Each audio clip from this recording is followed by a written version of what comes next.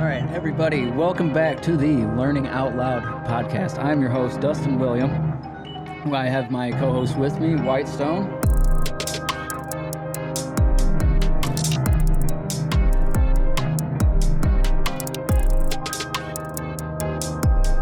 It is undeniable that a vast proportion of the actual doctrines and rules which make up the system of equity are necessarily inferences from or direct applications of some or more of these fundamental maxims.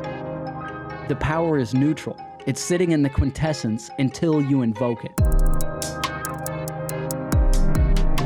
Behind using these things are good and holy and Christ-like.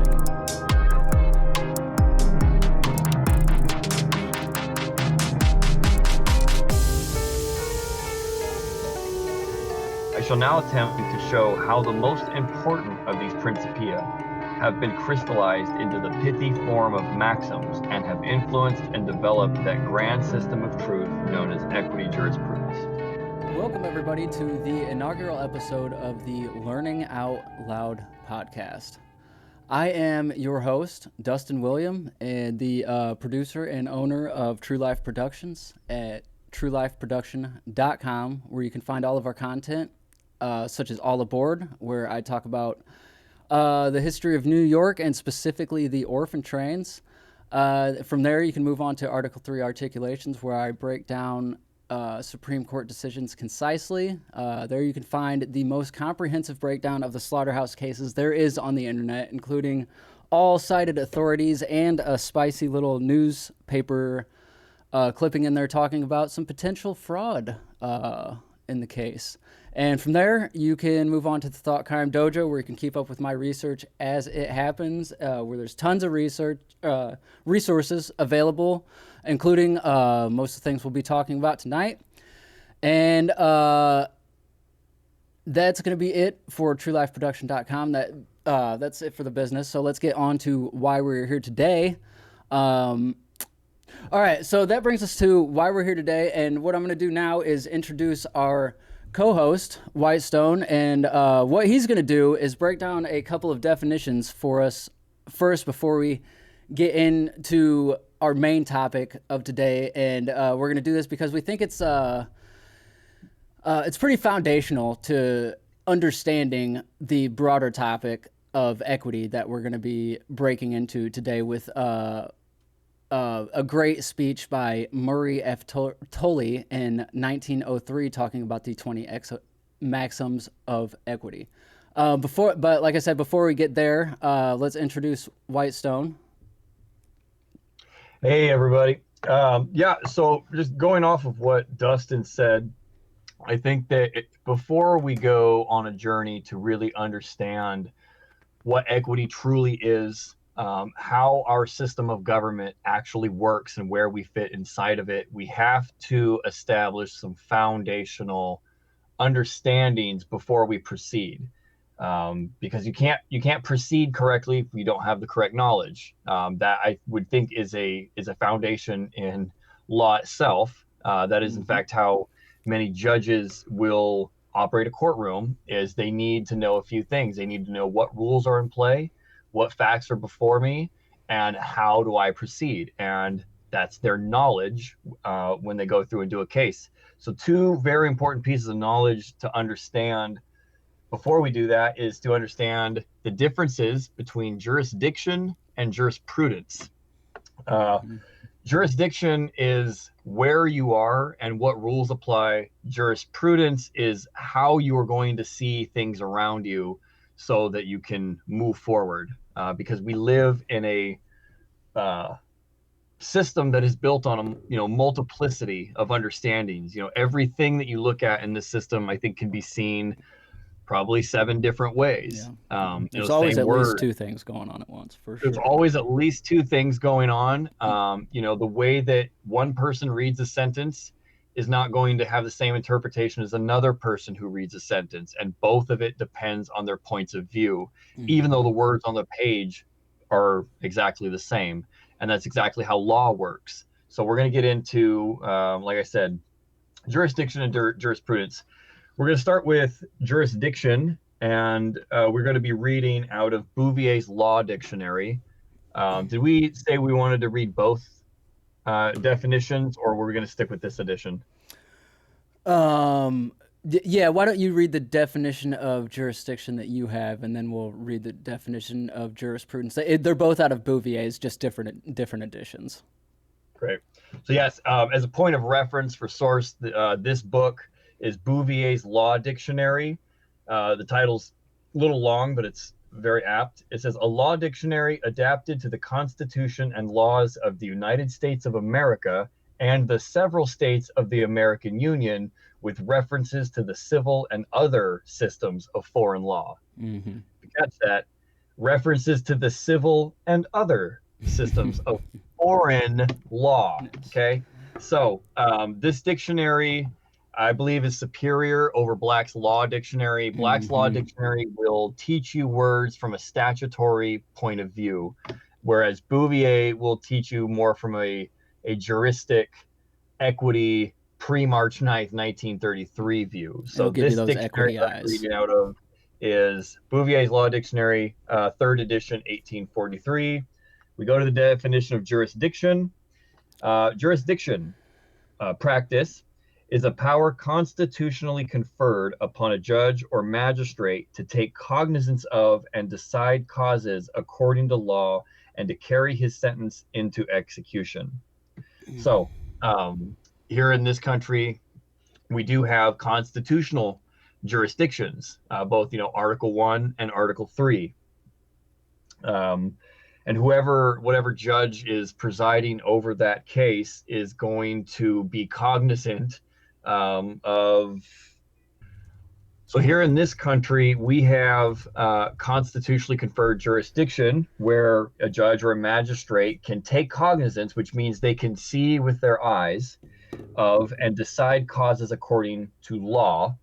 Now, this is 1843. I don't know when they say law, if they're just referring to laws in general, or if they're particularly talking about the public law. See, I do think Bouvier. I think he is talking about the public law. When I read him, it seems like they make the distinction, in my opinion. And the public law used to not be such a pejorative, right? Yes.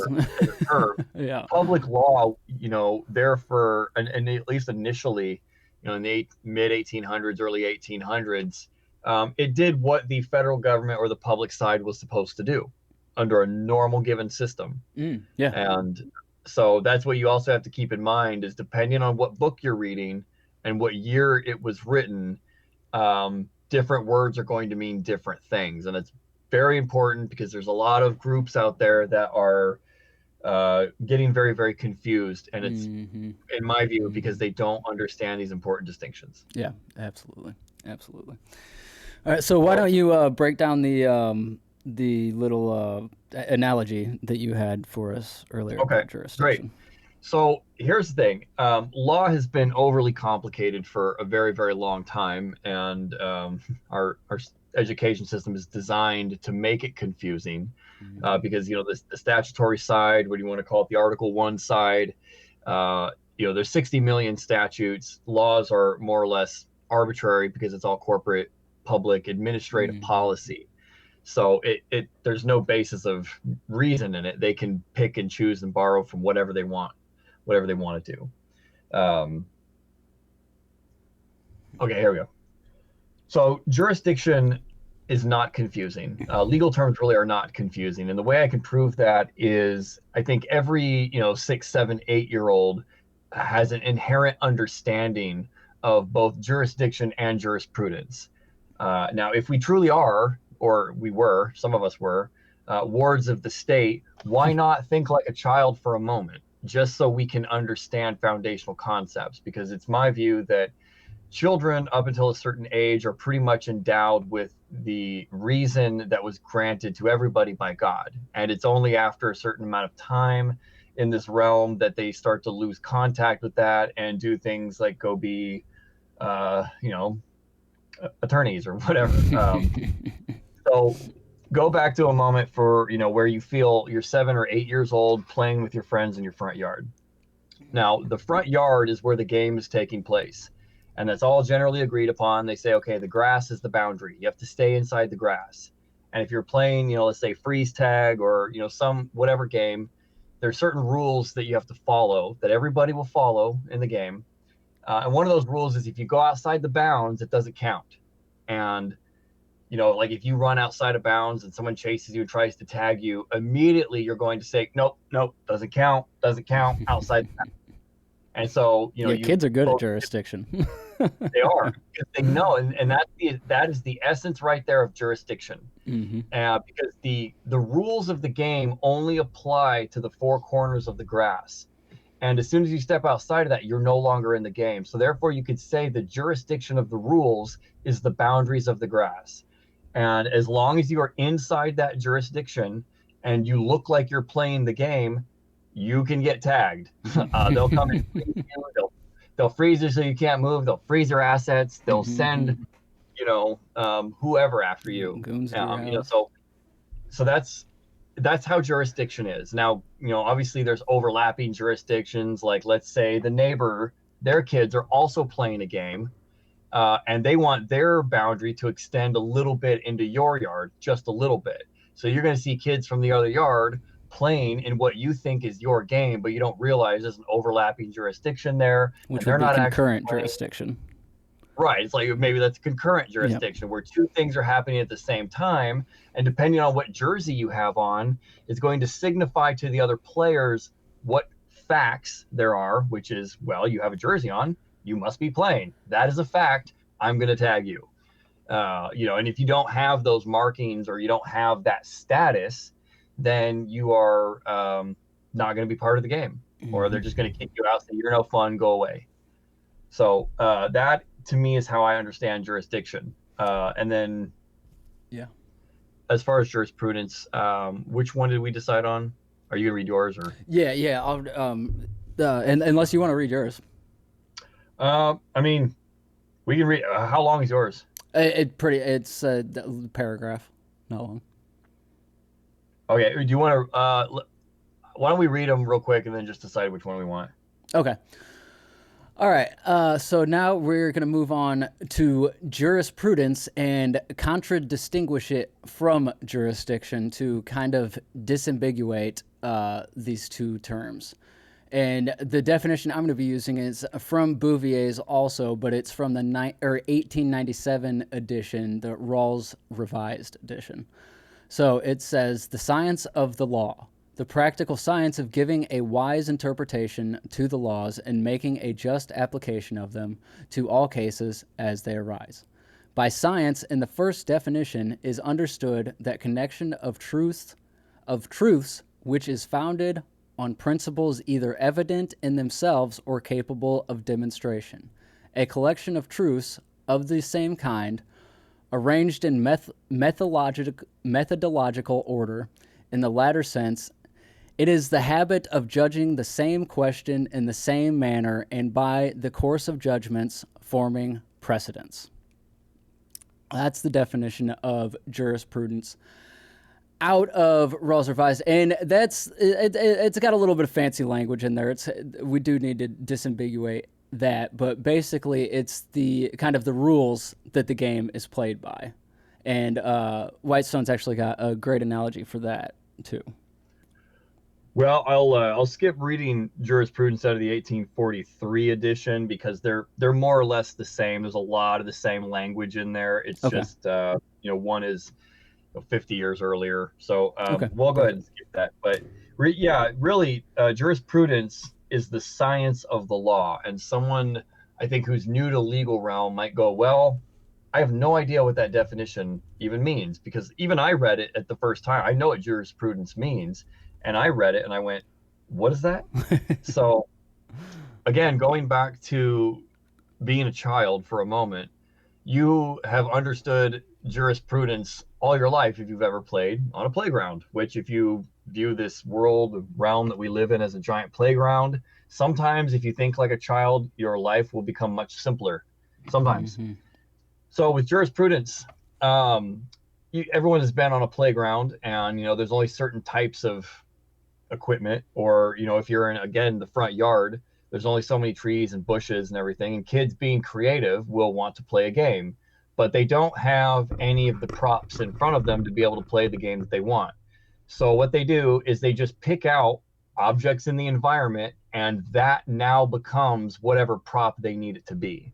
So for example, if you're playing in your backyard with your friends, let's say your parents have patio furniture back there, maybe you've got a couple fruit trees, it's like, patio, whatever, and you start naming each of these things as a separate part of the game that you're playing. So if you want to play pirates in the backyard, it's like, well, your first problem is that you're on land, you got no water, so call all of the grass water. So that's the ocean. And maybe we can have cardboard boxes or something, and those are our ships. And so every person who is their own little pirate has a cardboard box hopping around on the grass, but we're playing as actually if we were on the ocean, and we're pretending that we're pirates. And we're going to pretend that the giant trees coming to the ground are sea monsters. And so we hop around these sea monsters on our ships and, slice at it with our little foam swords or whatever. And let's call, the swinging of the sword, instead of violence, let's call that administrative law. Mm-hmm. And, we hop around in our little vessels and we go up to the tree and we hit it with our sword, or what we do is we put administrative law on it. So that method of looking at the external environment through a different lens and treating it as something entirely differently is basically what jurisprudence is. It's like, well, we're not actually on the ocean, but we're going to pretend that we are. We're going to pretend that all caps name that you have is kind of like a vessel. And we're going to pretend that you, being a ward of the state, abandoned property, lost at sea, were somehow found aboard that vessel. Well, whoever the governing authority is going to seize that vessel because nobody's capable of driving it. And they're just going to drive it they're going to course it, ship it, steer it. I don't know the correct nautical term. They don't drive it, but yeah. They're going to move it about along the ocean of commerce for you as a ward. But anytime there's a bill due, or there's chores, or there's some work to be done, even though it's their ship, they're making money off of it, they're driving it around, and you were found on it. It's like, well, you're just kind of the poor cabin boy, so we'll just make you do all the chores. There's a duty over there, go get it, go clean the poop deck or whatever. That kind of thing. So imagine playing that kind of game in the backyard, but you're on the grass. So you have to pretend that everything around you is just part of a prop and part of the game. And in the current system that we live in, if you've not changed your status, by the way, if you want to change your status, go to KL, go to Eric John Phelps. They are truly the only people out of anybody that I've ever heard that has not only methods that work, but methods that are based not in law, but on the highest of laws, which is God's law, equity, waiver and consent, deeds and acceptances, trust law, all of that. 100% works. Go change your status. Absolutely. But these judges, if you get in front of them and you have a particular status, they know now which game they're playing. So, okay, no, that's not a vessel. Oh, that's a private trust. Oh, that's not a cabin boy, ward of the state. Oh, that's a beneficiary. All right, different rules. Hold on, bailiff, clear the court. And, then they're going to proceed differently. Their jurisprudence has changed once they see that you are of a different status. Because before that, they are going to act like they are in the backyard with, obviously there's grass there, but they're treating it like water. You're lost at sea. You are, a ward of the state, incompetent, not of the age of majority, incapable of handling your own affairs. Therefore, they actually have a duty to take care of you. And they're going to take care of you by steering your ship for you. But feeding yourself and taking care of yourself, that's on you. And then also, if something goes wrong with the ship, you're going to pay for it. And I'd like to make the distinction here too, is like when you say that like the things that are changing here, most of the time when people say like the judge is like, we talk about the judge is changing hats, and so that's how we like to put it. And most people think when a judge changes hats, he's changing jurisdictions. He's not changing jurisdictions, he's changing jurisprudence.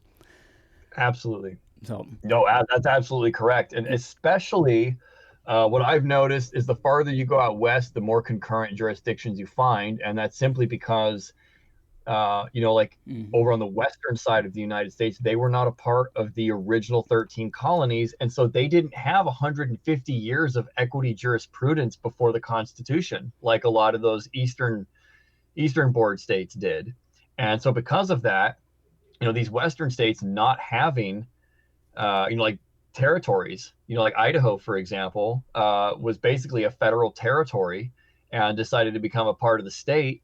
And they adopted most of the language of their constitution right out of the Judicature Act of 1873, where, it says if there's a conflict between the common law and the laws of equity shall prevail. And so what they do is these territories that became a state, they basically run everything on civil administration. You're not going to get a separate court of equity. Trust me, you're not going to get it. So they run a civil administration, but when they see that you have equitable claims, they will do what they need to do on their system administratively to give you the same result without having an actual chancery court. And you can look at what was that? What's up? Was it not the Tidewater case? Was it the Tyson case? That I sent you today? Yeah. Yeah, that's the Swift v. Tyson case. Yep. Yes. Yeah, that's right. Swift v. Tyson. And that who was it that upheld that? That was Story, actually. Yeah, that was Story because Yep. he was he was part of that, part of the Supreme Court at the time, and he's the one that helped uphold the Swift versus Tyson. So go read Swift versus Tyson. Yeah, it explains it in there, kind of how the courts still work today, how the judges wear two hats. And even in the military jurisdiction, they're wearing two hats, and equitable doctrines are at play. Yes, absolutely. And even if it doesn't look like it, And they're never going to tell you either. They will never tell you. They're never going to tell you that you, like, oh, congratulations, you're a beneficiary now. Oh, man, we didn't think you were going to get it, Right, but no. you're so smart. Like, No. no, not a chance. Silence is probably the most resounding yes that you could ever hope for. Yeah, equitable doctrines are at play when there's silence. Absolutely. So, yeah, that brings us right. That I think that's a great segue in to the topic that we're going to get to today, which is a speech that this is a document from a speech that was given in 1903 that we both hold in very high regard. And the reason we hold it in such high regard is because this is given by a former president of the Illinois Bar Association. And I was looking at him a little bit today, and this was actually the only year he was the president there. So during his annual message, the president gives a speech every year, and during his speech, he decided to give his speech on the 20 maxims of equity. And this is basically the foundations of everything that we're going to talk about, whether it's law or whether it's anything else. And that's why we're going to start the podcast out with this, because we're going to go through this whole document, basically read it verbatim, put it on the record, and we're going to provide the document for you guys if you would like to follow along and read with us. And this, like I said, this is going to set the foundations for everything that we're going to talk to. And it's kind of really just kind of how we kind of try and live our lives now. These 20 maxims of equity, I think it might even be in the speech. He talks about even before there was a court of equity, the maxims were there. The maxims have always been. They just are. It's basically just natural law. And that's how, that's why I love this speech so much. That's the ideas expressed in this speech are just a good general overview of how you should live your life in just any matter, whether it be law or not. So, Whitestone, you got anything else you would like to add before we get reading this? Well, because we're always learning new things, and I always have to try to understand things through metaphors and analogies. A lot of times if I look at something directly, it's not going to click. I have to try to associate what I'm reading with an already existing thought form or thought pattern or life experience in order to graft over the understanding. Because if you can graft over the understanding to something entirely new, you are going to learn whatever it is that you've embarked on in like exponentially quicker than most people. And it's because you've grasped the essential elements underneath it. A lot of the differences are really just, you know, different words, different people, different times, different places, but underneath what's happening, over the long term, if you can identify the pattern of it, it sticks that much quicker. Is because you're basically, reading this new thing through the eyes of lived experience. Mm-hmm.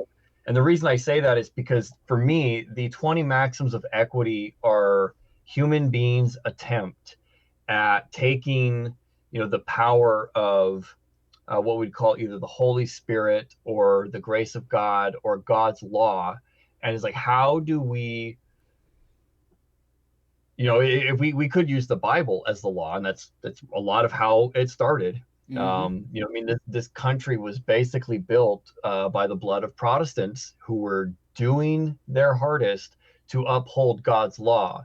And what they did is, well, not the founding fathers, because equity jurisprudence goes back Way before that. millennia. Yeah.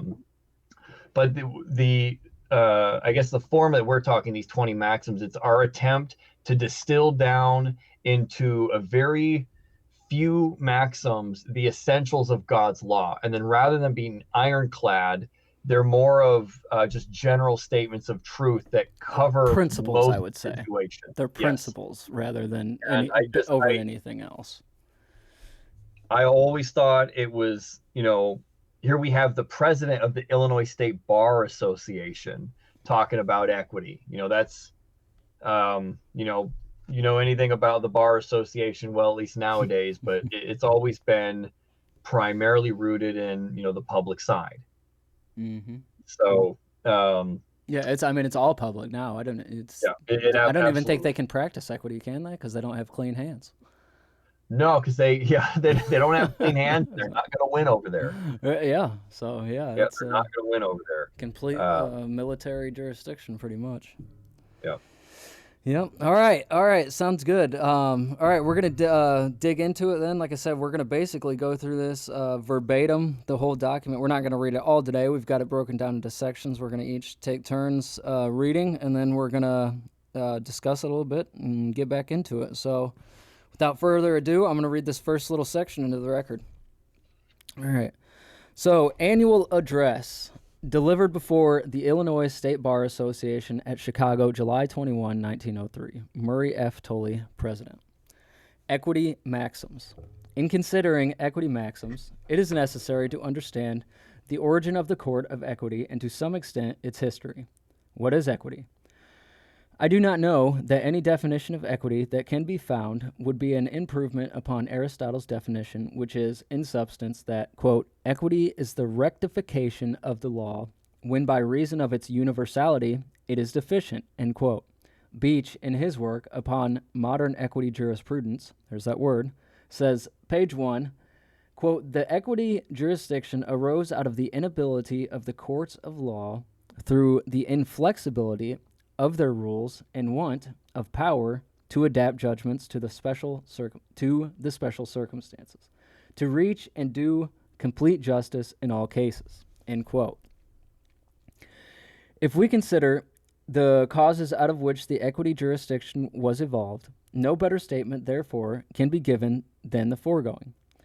But in answer to the question, what is equity? I much prefer the definition given by Blackstone.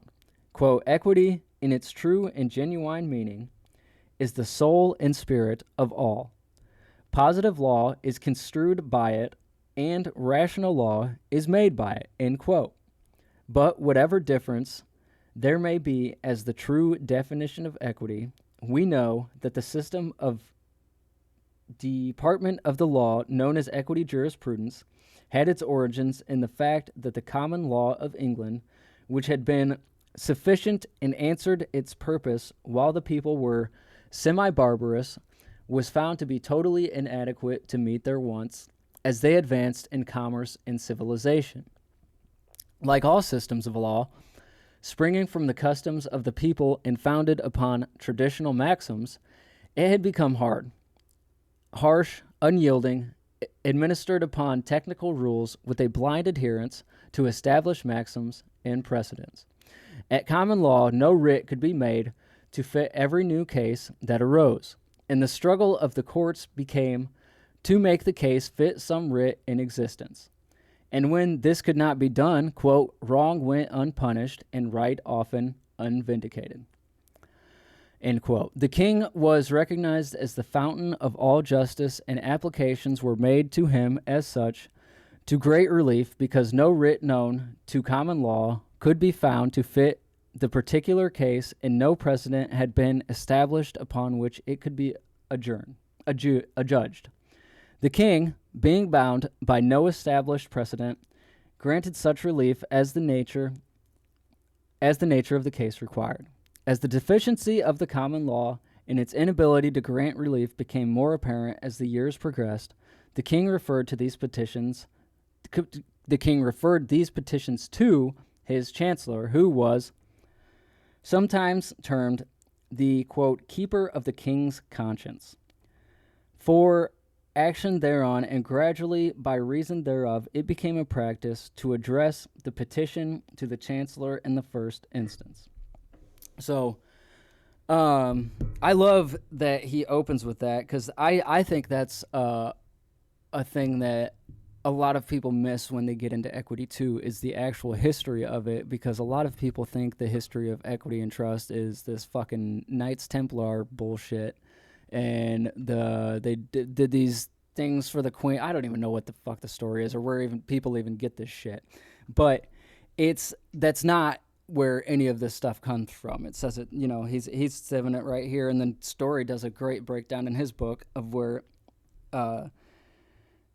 equity comes from, and it's the correction of the law. It has nothing to do with trusts and stuff and moving gold from here to there and stuff like that. That stuff might have come later, but before any of that happened, it was just correcting the law because of its universality. Because in the common law, they could never write enough codes, statutes, or anything to cover every situation and everything that's happening. And they ran into such a problem with this that's where the courts of equity sprang out of. And yeah, so do you got anything you want to add to that?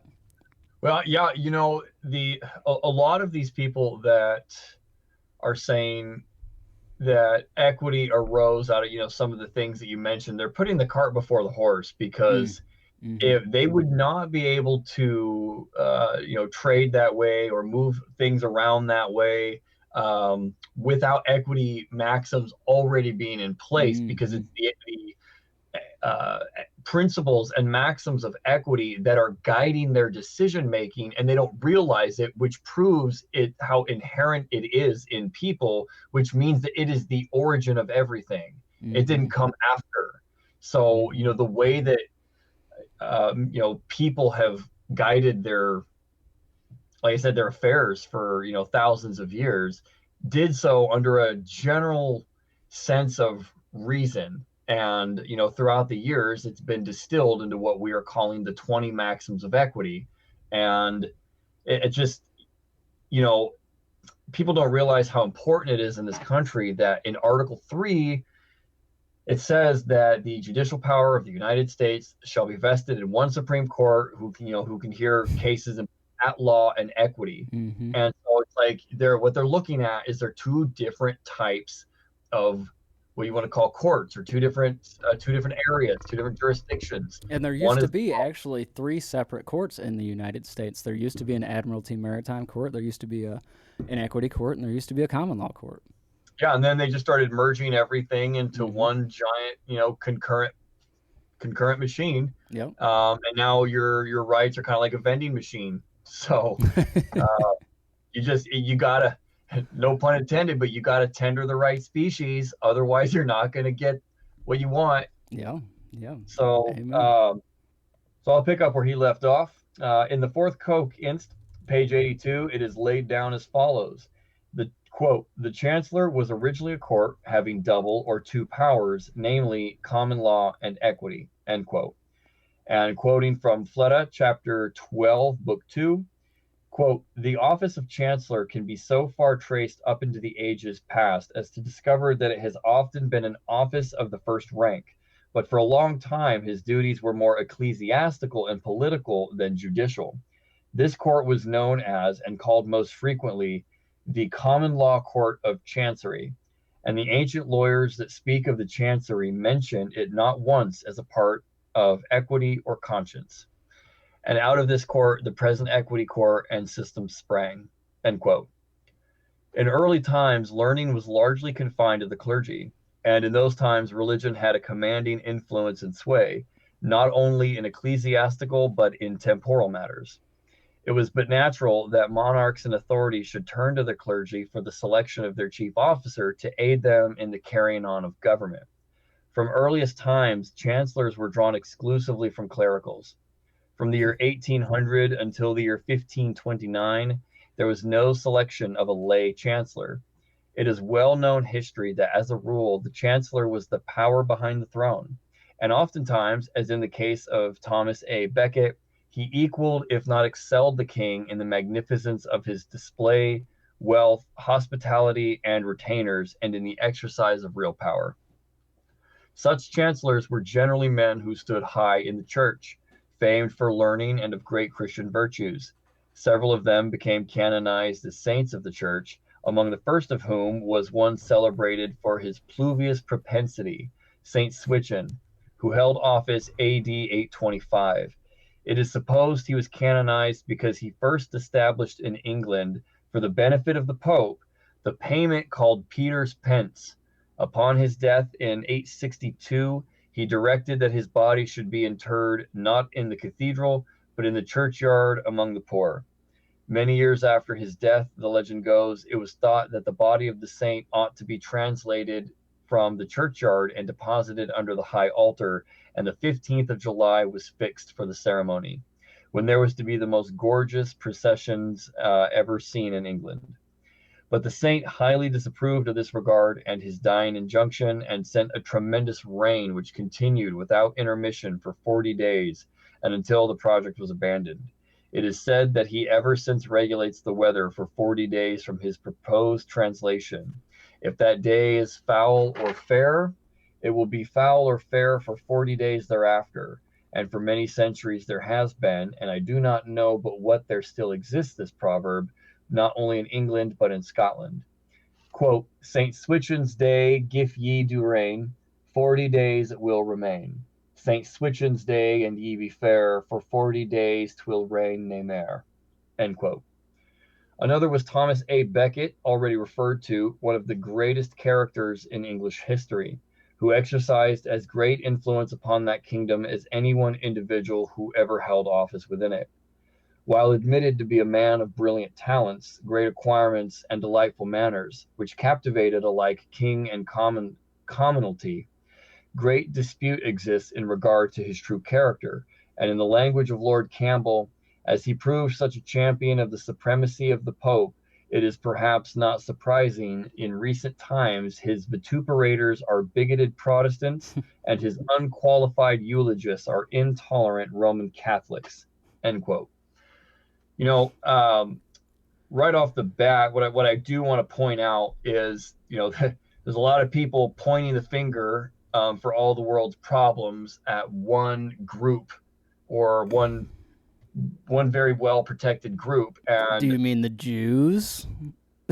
I may or may not mean that.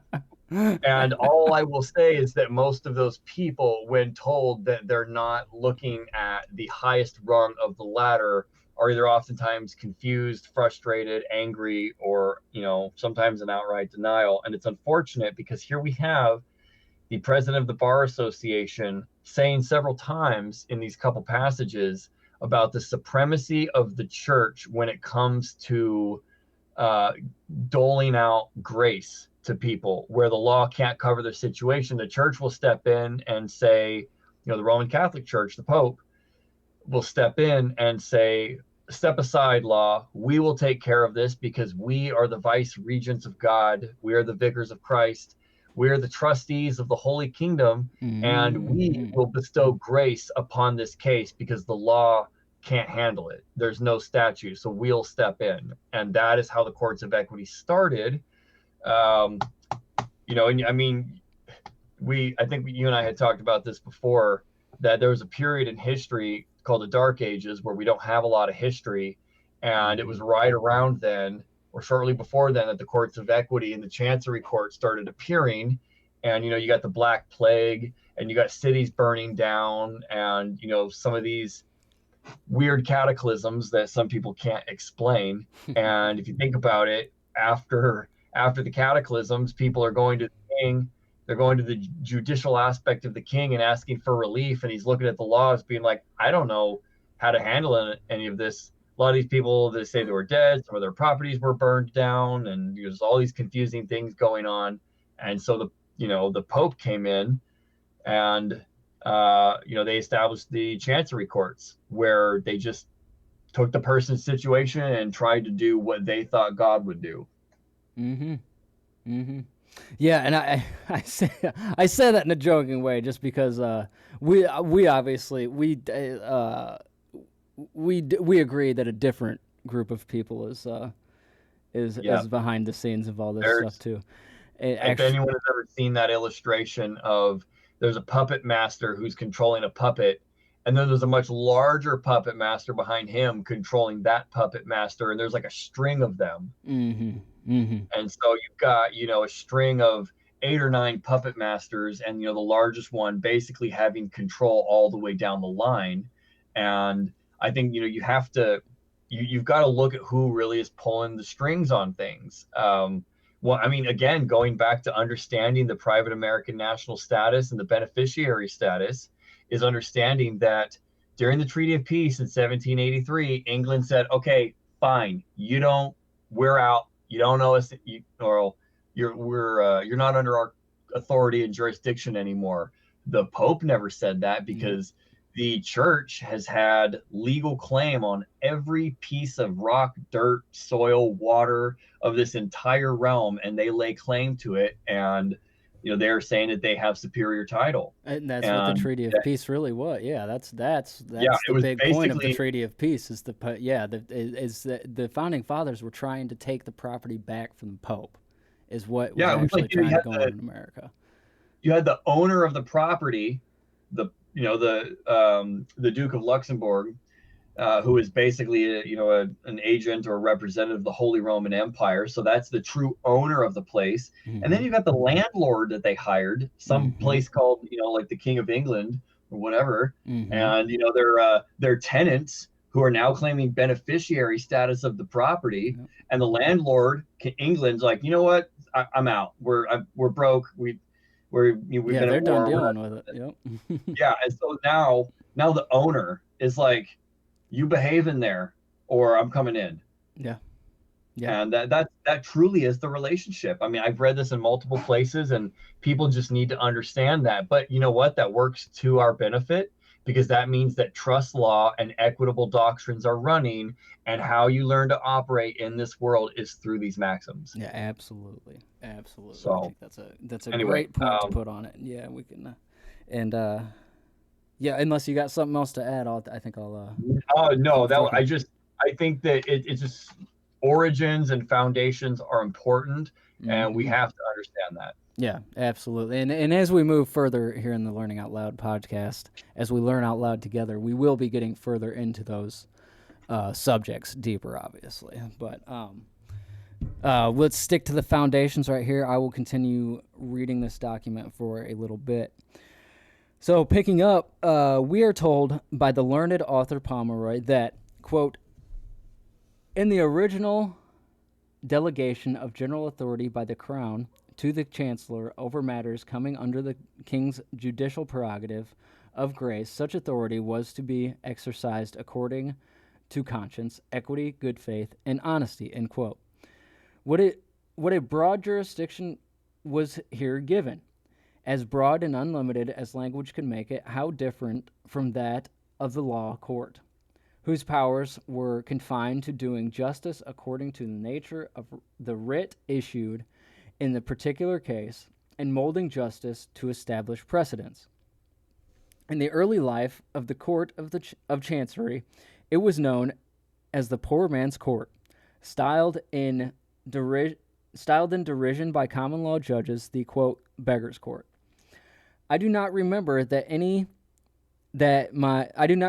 my judicial ire was ever more aroused than upon one occasion when a solicitor of the court referred to the complainants a body of working men who were seeking the protection of the strong arm of injunction of this court as a lot of quote foreign beggars who had lately come to this country.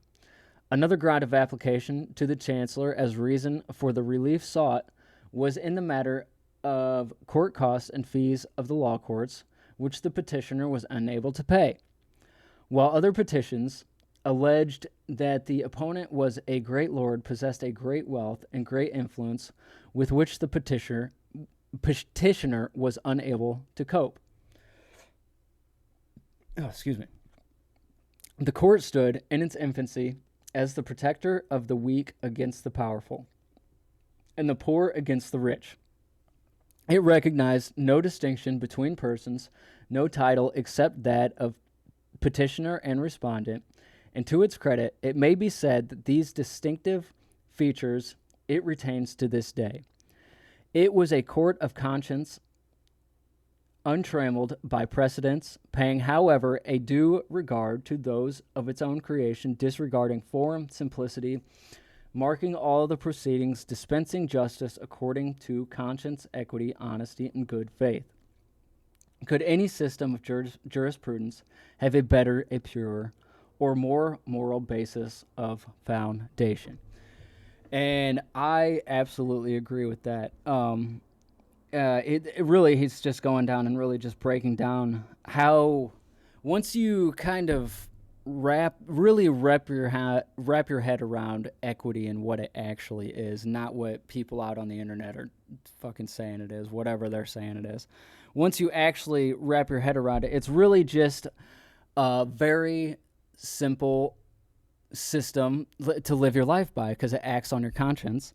And he even puts it in here in just this little excerpt that I read. What's he call it? The according to conscience, equity, honesty, and good faith. If those aren't things to live your life by, I don't know. I don't really know what is.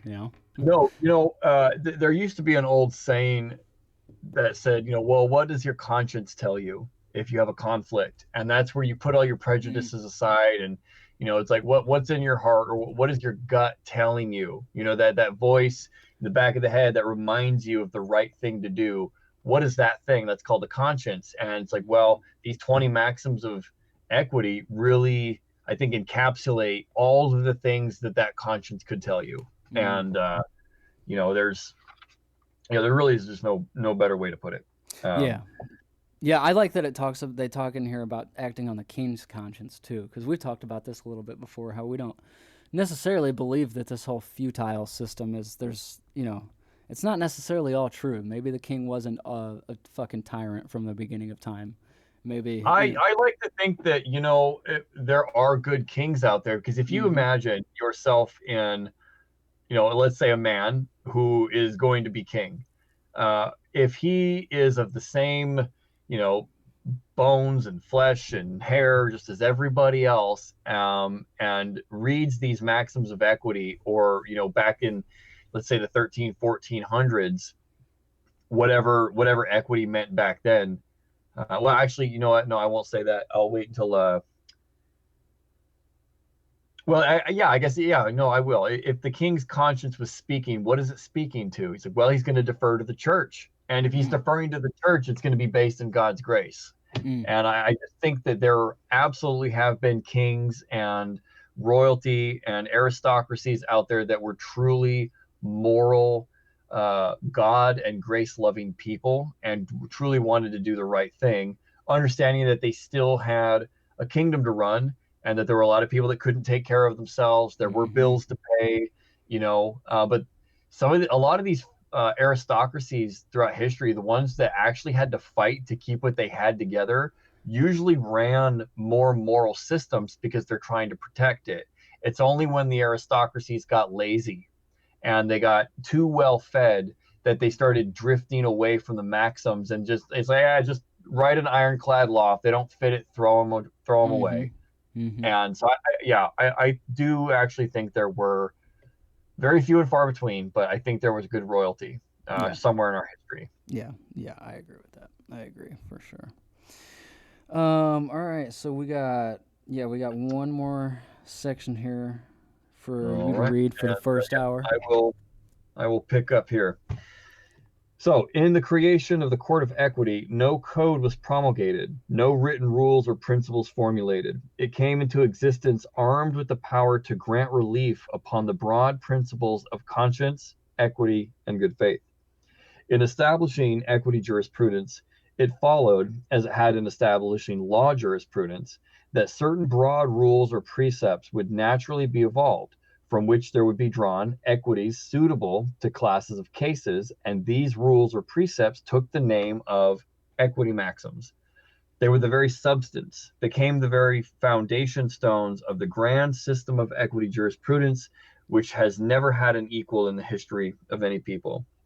These maxims are so comprehensive, so broad, so fruitful, so elastic, and inculcate such a pure morality that I have sometimes thought that possibly the world would be better off if we could burn all of our textbooks on equity jurisprudence, and we might include 95% of the quote reports and preserve only those grand, wise, comprehensive, pure, and beautiful maxims with which to redress all civil wrongs and enforce all civil rights as between man and man. We could do so if we had such chancellors as Lord Coventry, of whom it is said, quote, in the administration of justice, he was so erect, so incorrupt, that captious malice stands mute in the blemish of his fame, end quote. Or as the chancellor pictured by George Norbury in his address to Bishop Williams, King James's chancellor, quote, some judges, when they seem doubtful what to determine in a cause, will be inquisitive after precedents, for they do think that if any other have done the like, it is sufficient warrant for them therefore. Every judge ought to direct his orders secundum et allegate, and according to the rules of a good conscience, guided by the word of God, and upon certain knowledge of the laws of the realm agreeable thereunto, and not to be led by the nose like a bear after other men's examples. End quote. Or like the great Lord Chancellor Sir Thomas More, who remarked to some connections seeking judicial favor, quote, I assure thee on my faith that if the parties will at my hands call for justice and equity, then although it were my father, whom I revere dearly, that stood on one side, and the devil, whom I hate extremely, on the other side, his cause being just, the devil of me should have his right. End quote. I think that right there shows that equity truly is at the very basis of all things, including the idea of a devil or the idea of good and evil, Mm-hmm. which is that if an equity judge going by the maxims of equity, which is the highest right, even if his father and the devil were in front of him and they had a dispute, if the devil had more of a claim and more of a rightful claim, he would rule in the favor of the devil over his father. That's how strong equity, the maxims of equity are. Even the devil will get his due. Even the devil will get his due. But when the light shineth, there be no shadows. And so that's the way the equity also works, is that if there is to be light in a situation, equity will come in the door regardless of what's going on. Mm-hmm. Absolutely, absolutely. Yeah, and So I think that's a great little. and then you think about it, that's truly the father. If you think about it, it's like, well, I'm going to my room. You go upstairs and shut the door. He's like, my house. You're about to find out. You know. So, Yeah. Yeah, yeah, absolutely, man. Absolutely. Yeah, I love it. That's what an awesome little thing to throw in there too. And before a great way to end this first hour of the podcast is just such a powerful little punch there. Even the devil's going to get his due through equity. So meaning even you can get remedy out there in this martial law crazy post March 9th, 1933 system that we live in, where everything seems crazy because it is. Everything seems crazy because it is. If you just look outside it, I don't know how Whitestone feels, but I look outside and I can tell we're in a military jurisdiction, in a militarily occupied zone. There's not tanks rolling through the streets, but there are heavily armed vehicles with men inside them that will slam you to the ground for going a little bit too fast. You know, if that's not a military takeover, I don't know.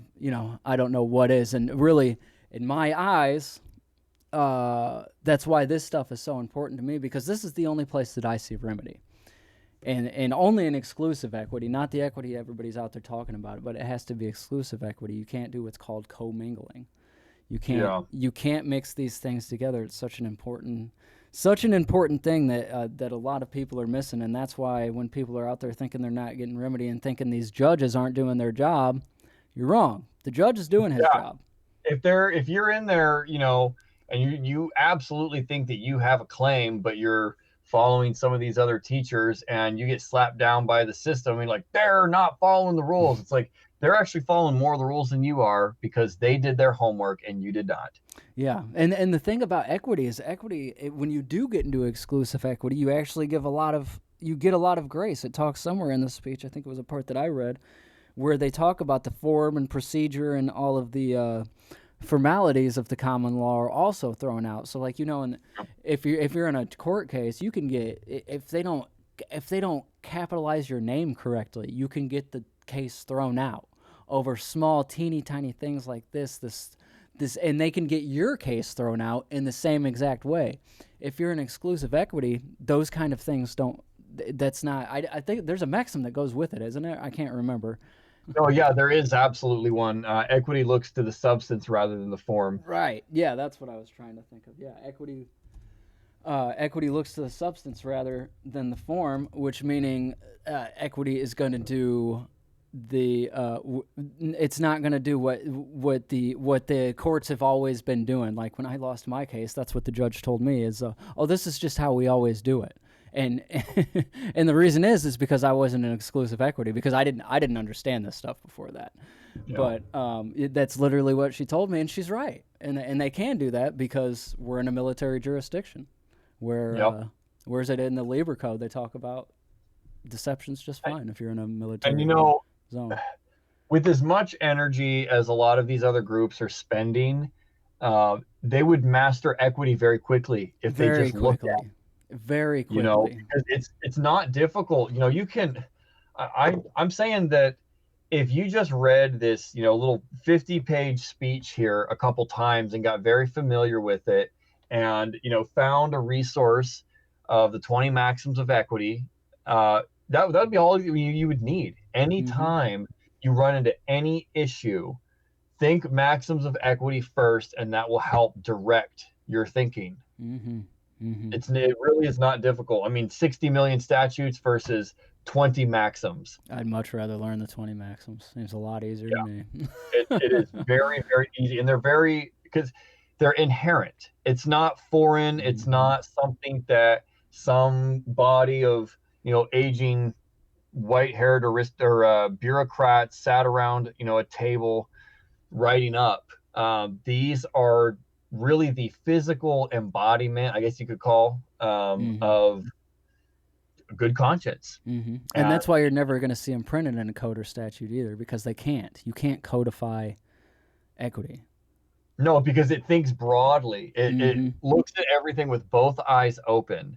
And when both of your eyes are open, or your eyes are wide open, the amount of data and information that you're getting from the external world, there's no way to write a single sentence or a couple sentences to describe all of the information in front of you.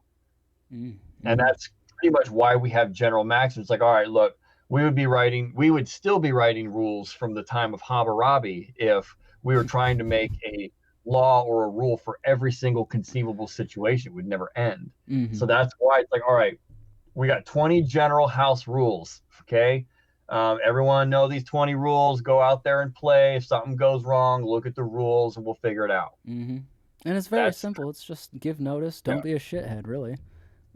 Yeah, do due diligence. Yeah. Show good faith. Come with clean hands. To do what you say you're going to do. Yep.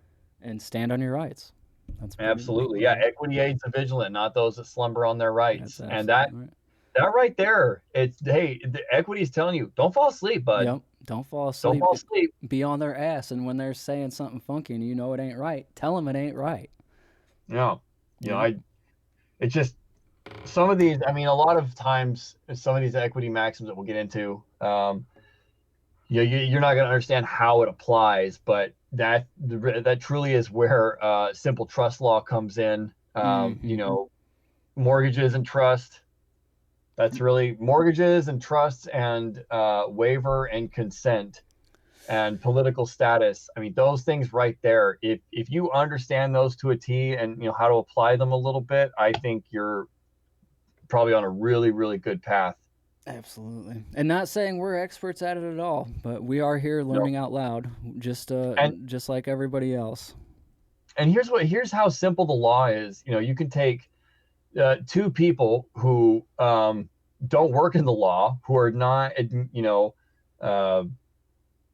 aristocrats or bureaucrats or legislators. We didn't go to law school. We don't have Juris Doctorates or anything like that. And we can have conversations like this about this side of the law at this level of depth with just a couple pieces of paper, and some old books that speak plain English.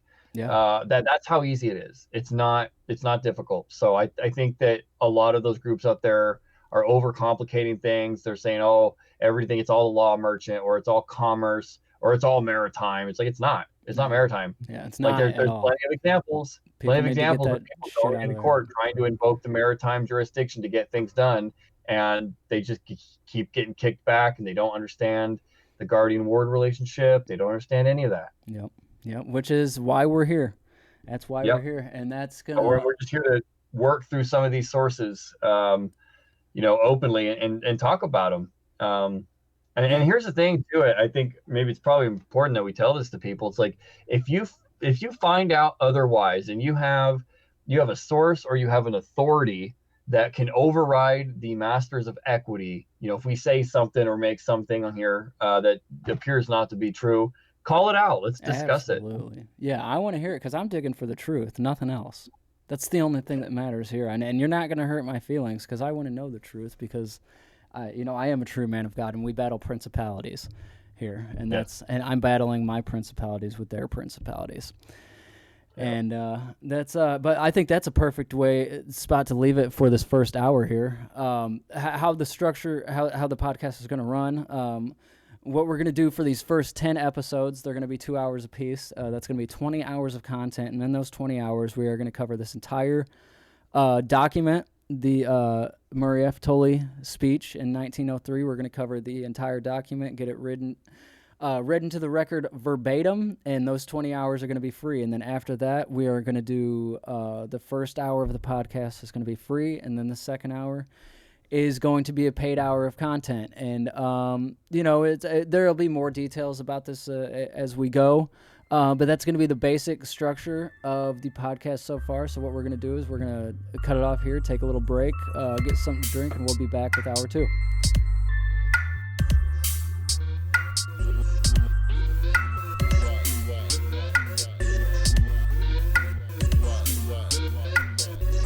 That's the important thing here, is that everyone's word should be meant for a use. And the words that I'm using today are meant to pull down idols within people's temples. Meaning that I want to destroy falsities that they have idolized for their entire life. And just pull those out and sweep them clean. And before that temple, and get reinfested with a new lie, give it true life.